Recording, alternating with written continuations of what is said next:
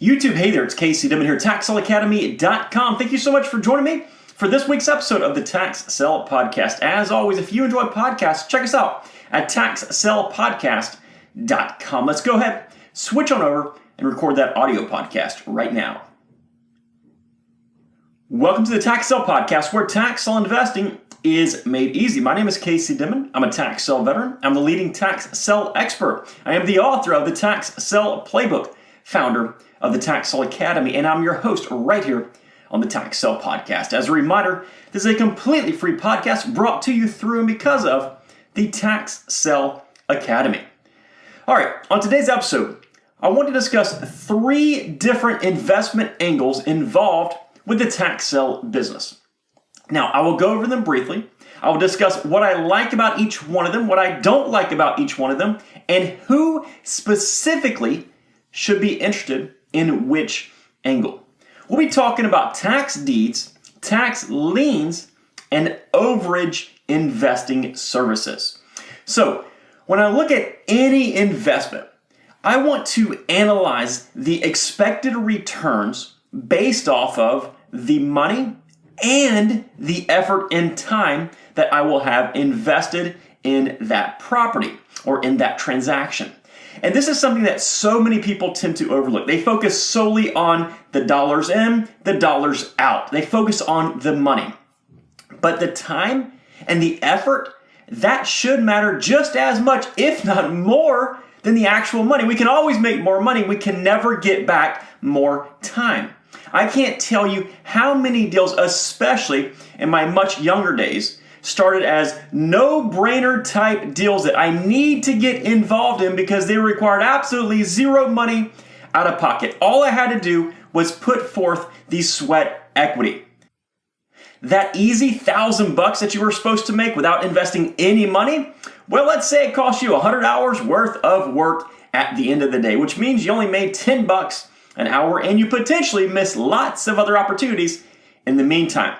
So as we go through each one of these, we're going to be discussing the way that I personally analyze investments, which hopefully helps you out. I'll also be talking about these in generalizations or averages. So understand that before you think back to the one time when you knew somebody who did this or who did that, which is different than what I mentioned. Again, these are averages based on my experience in many different states over close to 20 years now. So let's talk about tax liens first. Obviously, every type of investment in the tax sale business begins when the owner of a piece of real estate fails to pay their property taxes on time. Now, as part of the process in many states, the county will step in and sell a lien, a priority lien called a tax lien against that property. This lien allows the delinquent taxpayer a set period of time to come in, pay off the back due taxes plus interest to you as the investor, which would cancel that lien. Now, in the event that the delinquent owner does not come back and redeem that property inside that redemption period, then the tax lien holder could foreclose their lien and become the owner of that property. So a lien holder would get interest on their money or the property that backs that tax lien.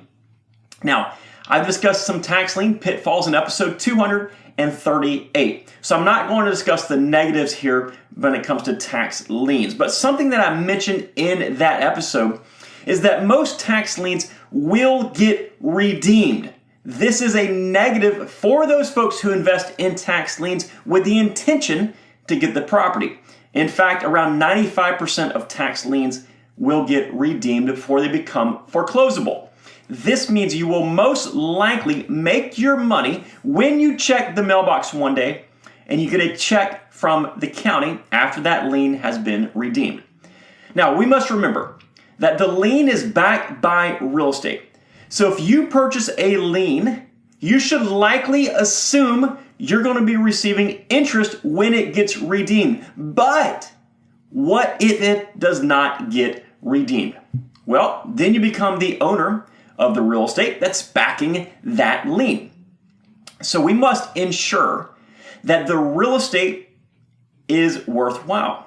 This means that prior to purchasing the lien, we have to research the underlying real estate just as if we were investing in the property itself. If a property is 2 foot by 200 feet and it's a landlocked utility easement, and we buy a lien against that property that doesn't get redeemed, then the money that we invested in that lien will only be recouped if we can find somebody to sell that pretty much worthless property. So we must perform proper due diligence on the property itself. Now, as mentioned, most liens are redeemed, meaning that the delinquent owner goes in to the county, they pay off the lien, and you're going to receive your money back plus interest. Now, depending on the lien, this interest could range anywhere from a negative rate of return for some of the more unique or uneducated investors out there, to rates as high as 36% or even more in some situations. That's a pretty healthy return when the cards do fall in your favor. So tax liens will typically require the same amount of effort at the beginning as a tax deed investor, which we'll soon discuss, since you must research and understand that property. Your research is going to be very much on the front end as a tax lien investor. You have to research the property, research the rates of return, all that kind of stuff. But it will not require the same amount of effort in order to actually realize your return, since you don't have to sell the property in most situations. Instead, you simply get your money transfer from the county, or you cash your check that shows up in your mailbox one day. With this lower effort, there will also typically be a lower return, of course.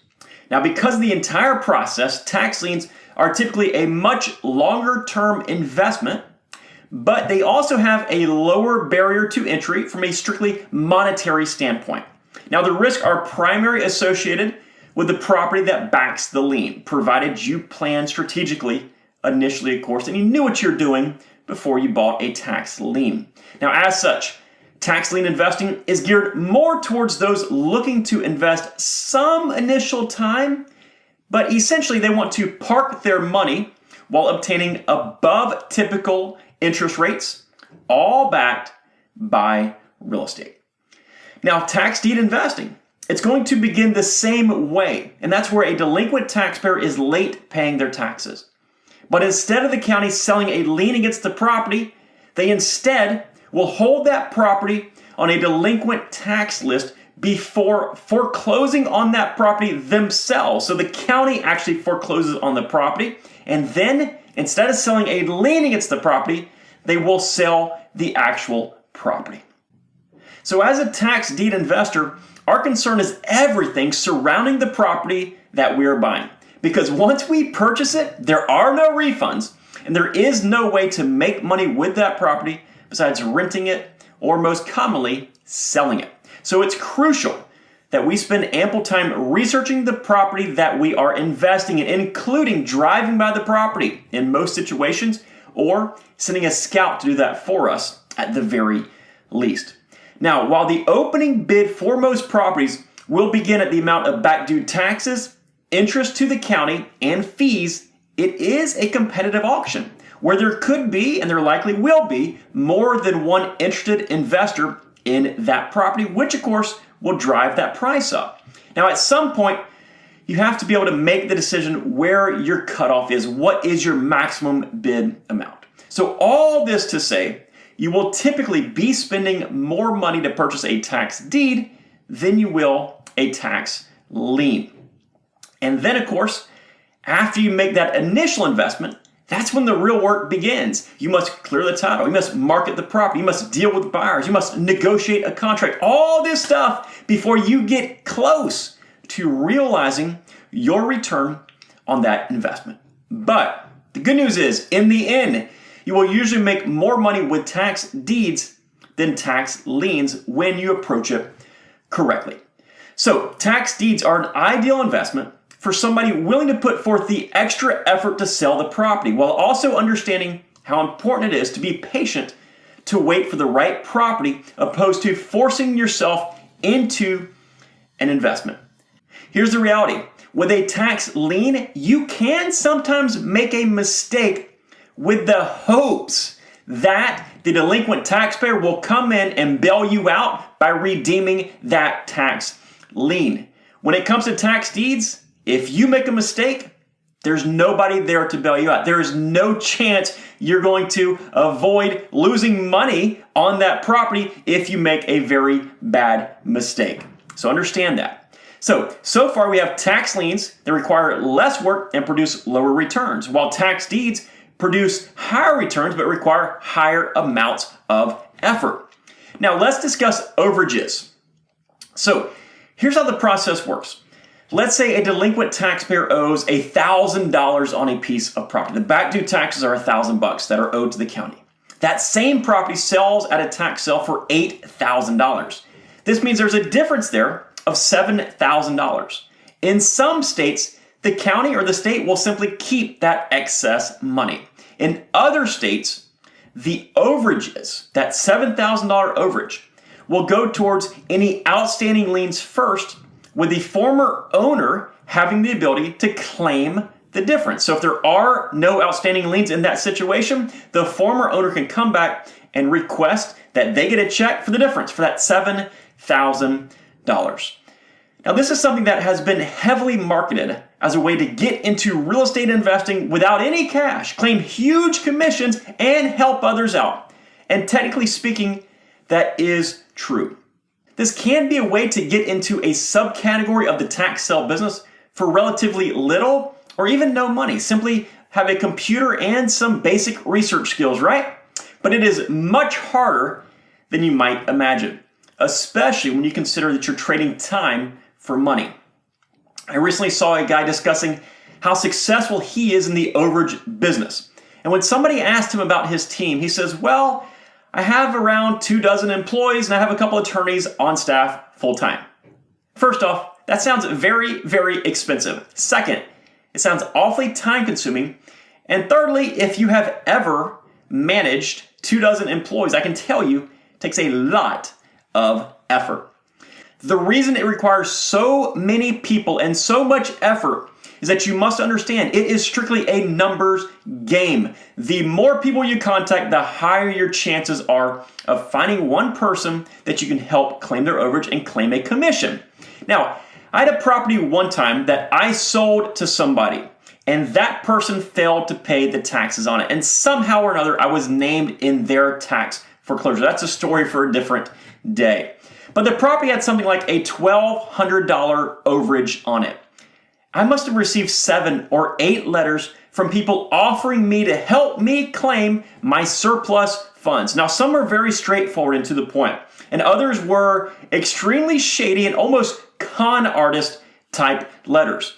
But that means that 7 or 8 people took the time to research the lien, located my contact information, mailed me a letter, and were waiting for me to respond. That is a lot of action for a lien where you might have made just a few $100. So if you're looking to create a job for yourself, you can certainly spend a lot of time and potentially make a lot of money with overages. Now, I personally do not consider it investing, but instead you are providing a service. And again, providing a service, there's nothing wrong with that if you understand it is going to take a lot of time. So the more hours you can put into providing this overage service, the better. The most successful overage service providers have very large staffs and are doing it every single day of the week.